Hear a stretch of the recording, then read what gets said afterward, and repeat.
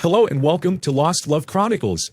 What I'm about to do is going to humiliate and destroy my wife Charlene and her little lover boy. She should know that I will not tolerate a cheating wife. As we approached my house, my plan was about to be set in motion. It was going to be a rough afternoon for Charlene and Howard. You just don't fuck with Bubba. Let me back up and get you caught up on how we got to this situation.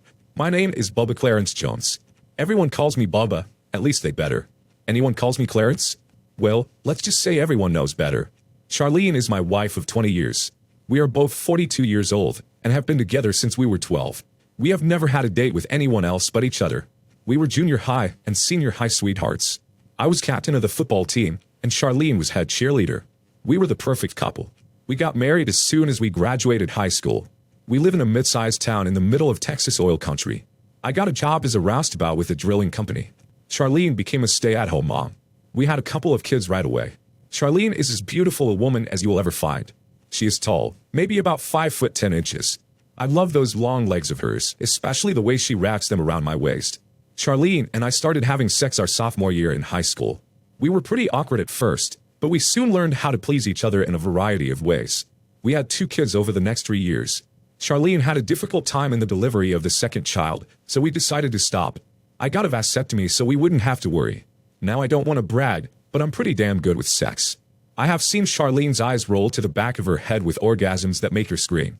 Of course, she does the same for me.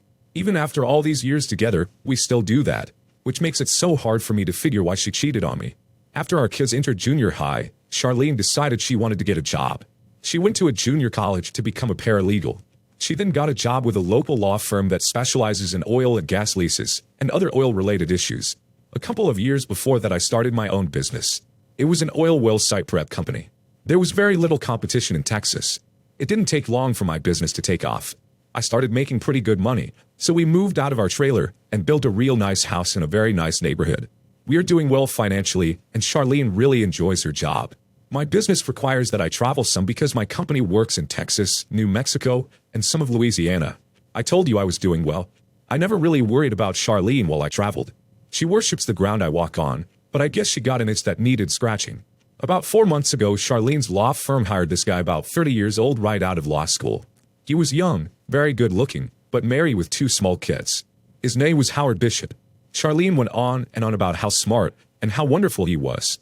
I met him at the firm's Christmas party last month. I could tell he thought his shit didn't stink. He treated me like some oil roughneck or something. Truth is, I could buy and sell him in a heartbeat. Charlene was drinking and hung around him all night long. She danced quite a few dances with him. I could tell his wife was not really happy either. I still figured Charlene was just drunk and let it go. Besides, when we got home, Charlene fucked the shit out of me. She was so horny I could hardly keep up. But of course, I did. I asked her if she had the hots for this young lawyer. She just laughed and told me I was crazy. The only man she had the hots for was me. She said, "Bubba, you're the only man I have ever had or will ever need. Besides, I know you would never cheat on me, and you would not put up with me cheating on you." It was about 2.5 weeks ago while I was out of town at a job site that I got a call from one of workers from the shop. "Bubba, this is Earl. I'm in the alley in back of your house, and there is this fancy BMW car parked near your house. You didn't buy a BMW, did you, Bubba?" "Hell, no, Earl. Have you ever known me to drive anything but a damn pickup truck?" "No, I didn't think so, Bubba. The car sure looks like it could be at your house. If Charlene has a girlfriend over, why did she have her park in back? It looks a little fishy, Bubba." Earl said. "Earl, what color is the car?" "It's red, Bubba." "Wait a minute. I think I remember that new lawyer driving away from the party in a red car." "Earl, I want you to park where he won't notice you, and see if the guy comes out of my house to that car. Call me back when you find out something." Earl did as I instructed, and used a pair of binoculars so he could see the back door to my house. It was about 45 minutes later when Earl called back. "Bubba, I hate to tell you this, but a fancy-looking young guy came out your back door. I could make out Charlene standing just inside the door. Bubba, she was wearing her robe, and it's the middle of the afternoon. That fucking bitch. If she is fucking around on me with that little prick, she is gonna regret the day she was born. He's not gonna be worth much either when I get through with him. You don't fuck with Bubba." I got home the next day, then drove over to Midland to this spy store guy told me about. I had to get the goods on them before I did anything. I bought this bedroom spy cam that looked like an alarm clock. Charlene would probably not even notice it. It was motion activated. I also bought some software that allowed me to listen to her phone calls. When her phone would ring, or she made a call, I could hear it on my phone. I don't know how the fuck it works, or care, I just want to know what she is doing. The camera would record anything in the room as soon as someone walked in. If they did it again, I would have the goods on them. I got home that evening and decided to see if Charlene would submit to my advances. Not that I wanted seconds, but I just wanted to see her reaction. She said she was too tired and not in the mood. I think I have my answer. Sunday night I announced I was going out of town again for a couple of days. She acted disappointed, but I don't think it was sincere. I kissed her goodbye the next morning and left. As soon as I left, she called Howard. She told him I was going out of town again. He told her they would get together that afternoon. He would park in the alley again. As much as I hated to do it, I had to let them go through with it. I needed the evidence. It was beginning to dawn on me that my marriage was probably over. I did go to a job site about 100 miles away, then spent the night in a motel. I got drunk that night. I also found myself crying as I tried to sleep. The next day I came home while Charlene was at work. I checked my recording device to see just what it recorded. I hoped for the best, but expected the worst. I downloaded the recording to my laptop. The recording showed Howard and Charlene in our bed. The quality of the video clearly identified them both. I didn't think Howard was as good as me, but she seemed to like it. It was now obvious my marriage was over, but not before a little payback. I could hear their conversation as they were getting dressed. Charlene, you were one hell of a good fuck. I wish my wife could fuck like you. She won't even give me a blow job. Howard said. Thank you, Howard. You're not bad yourself. Charlene said. Yeah, I gave you a good one, baby. I bet it was better than that redneck husband of yours. Howard said.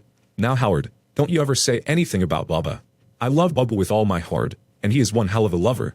He is a good husband, a good father, and makes me very happy. She said. Then why did you agree to allow me into your bedroom? Howard said. Bubba and I have been together since we were 12. I've been fucking him since we were 16. I've never been with anyone but Bubba. I guess I was just curious, Howard, and you were so charming and attentive to me. I guess I just have this itch, and I wanted you to scratch it. You were very educated and sophisticated, and I wanted to see what it was like. Also, you're 12 years younger, yet you still find me attractive and sexy. She said. Well, you are one hot lady, Charlene, even though you are older. How long will we keep this up? He said. I know one thing. Bubba can never find out. If he does, he would kill us both. So, I think this should be it. She said. Come on, Charlene, just one more time. Let's do it one last time when he leaves again, and we will never do it again. The itch will have been scratched, and I will never ask again, unless of course you ask me. Remember, I am married too, and I know my wife would take me to the cleaners if she found out. Howard said. I don't know, Howard. I hate to risk it for very long, but I guess one last farewell fuck would be okay. I'm sure Bubba will have to leave again later this week. If he does, then we will make this last one a good one. She said. They left the room, and the camera shut off. So, it was just an itch that needed scratching. They weren't in love or anything, it was just a case of lust. I've had a few itches over the years, but never once did I even come close to scratching. They were about to find out, you don't fuck with Bubba. I went back to the shop and waited for some of my boys to get in. I needed some help on this. I had an idea that even amazed myself. I called Earl and told him to get Leon and Tiny and meet me at the shop. These were 3 big oil men. Tiny was the biggest. He was about 6 foot 6 inches, weighing about 320 pounds. They were also very loyal to me and would do anything for me. When they arrived, I sat them down and explained everything. They couldn't believe Charlene could do that to me. After I told them about the videos, they all jumped up saying they wanted to see it. Bullshit. You assholes just want to see Charlene naked. Just take my word, she did something with that fancy lawyer she should not have done, and will soon wish she hadn't. Boys will be boys, I guess. After explaining what I wanted them to do, they left laughing about how much fun this was going to be. That night, I tried to be as normal as I could. I even made a move on Charlene. I just wanted to see how she reacted. Just like the last time, she said she wasn't in the mood. She probably was worried I would notice something. I told her I had to leave overnight again day after tomorrow. She just shrugged and said, okay. The next day, I drove to Midland to meet with this lawyer I knew about. We drew up the divorce papers and also prepared the lawsuit I would be filing against Charlene's employers. His representative would be on hand the next day when we surprised Charlene and Howard. Everything was set. Let's see if they have that one final fling. That night, I was very quiet. I guess I felt pretty sad about the end of my marriage. Charlene even asked if anything was wrong. I just told her I wasn't feeling real good. So, just turned around and slept. So, that leads me up to where I started this story. Everything was in place. Earl and Leon were in my truck with me. Earl had the rope, duct tape, and 2 sturdy chairs as I instructed. Tiny was in the company truck and trailer with the giant forklift in tow. Tiny was a great forklift operator. I drove by the alley to make sure Howard was there. Sure enough, there was his BMW near the back of my house. I instructed Tiny to park down the alley, then bring his forklift to Howard's car. He was to move his forklift in place, then wait for my signal. I drove back to the front of my house, but did not park directly in front. I got out of the truck. Earl and Leon followed with the chairs, rope, and duct tape. When we got to the front door, I called Tiny and told him to proceed with his part of the plan. While we made our way inside the house, Tiny used his forklift to carry Howard's little BMW down to the community pool at the end of the block. It had a gate just wide enough for the forklift to fit through. Tiny used his bolt cutters to cut the lock, then proceeded to place Howard's car in the pool. Meanwhile, we made our way upstairs to my bedroom. As we approached, we could hear noises coming from inside the room. As I peeped through the half-closed door, I saw Charlene riding Howard cowgirl style. I had caught them right smack dab in the middle of fucking. I motioned to Earl and Leon to get Howard first. They were to tie him to the chair, then duct tape his mouth. After Howard was secure, Charlene would be next. We burst into the room yelling. Charlene screamed, "Bubba." "Oh God, no. Baby, I can explain. Bubba, I am so sorry. Please don't hurt Howard." They tied Howard up as I instructed. Then they tied Charlene to the other chair, but did not tape her mouth. I knew they were staring at my naked wife, but what the hell, she won't be my wife much longer. They took Howard down to the back of my truck and set him up in the pickup bed. Then they secured his chair to the headache rack. I pulled up a chair and sat down in front of Charlene. She was crying and kept saying, "Bubba, I'm so sorry. I did a stupid thing, and I'm so sorry." "Charlene, I just want to know why. Am I a bad husband? Am I a bad lover? Why would you do this to me, to us, and to our family?" I asked with tears rolling down my cheeks. "Bubba, I know this looks bad, but I still love you so much. Howard was just a little fling that meant nothing. This was the last time we were going to get together, I swear. I was just curious about what someone like him would be like in bed. He made me feel good about myself, but he is nowhere near the lover you are. It may have just been a little fling to you, Charlene, but you have hurt me pretty bad. We've been together a long time, and you had to go ruin everything for a little fling." I said, "No, Bubba. You have to forgive me. I will do anything. It was just an itch I needed to scratch. I'm sorry you found out. I never wanted to hurt you." She said, "Charlene, I've had an itch every now and then, but I didn't scratch.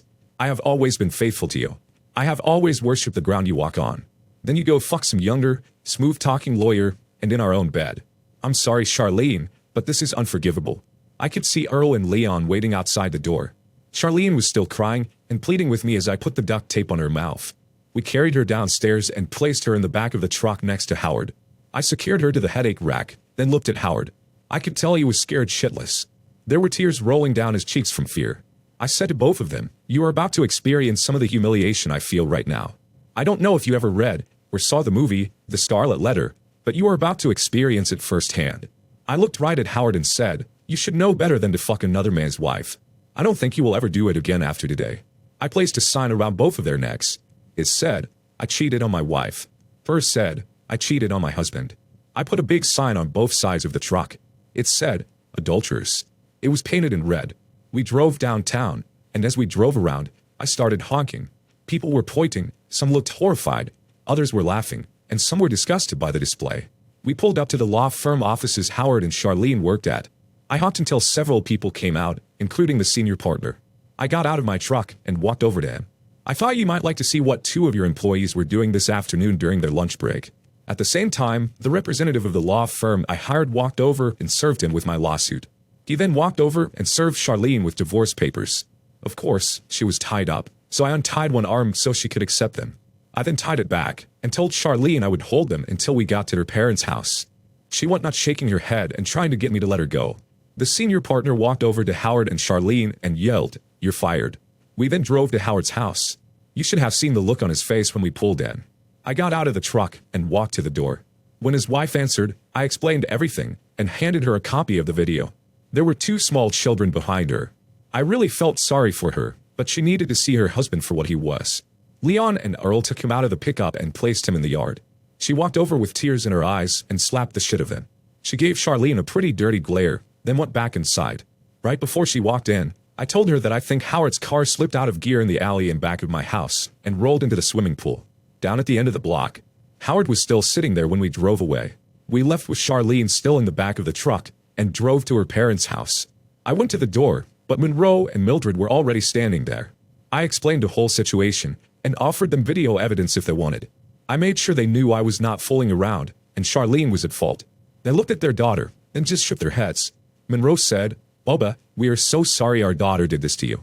You have been a good husband to her, and a great son-in-law to us. Is there any way that you might possibly forgive Charlene?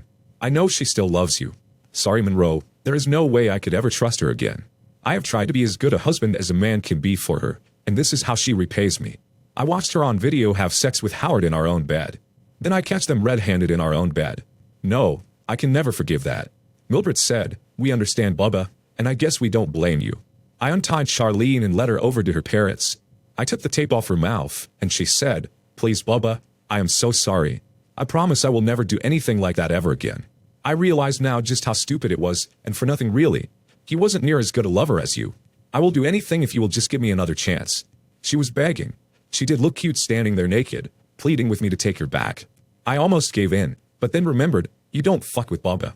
Sorry, Charlene, I just can't. I'm leaving you here with your parents. You can come get all your stuff from the house tomorrow when I'm at work. I will be in touch about the divorce.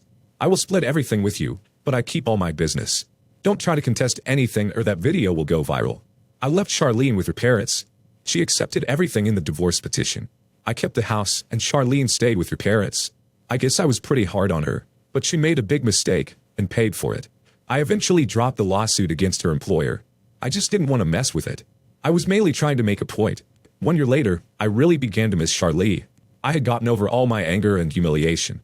I didn't really date anyone, and I really wasn't interested. I had gotten laid a few times, but nothing meaningful. Mostly it was on out-of-town business trips and was one-night stands. Mildred called me up and wanted to have lunch and talk. I agreed because I wanted to find out about Charlene.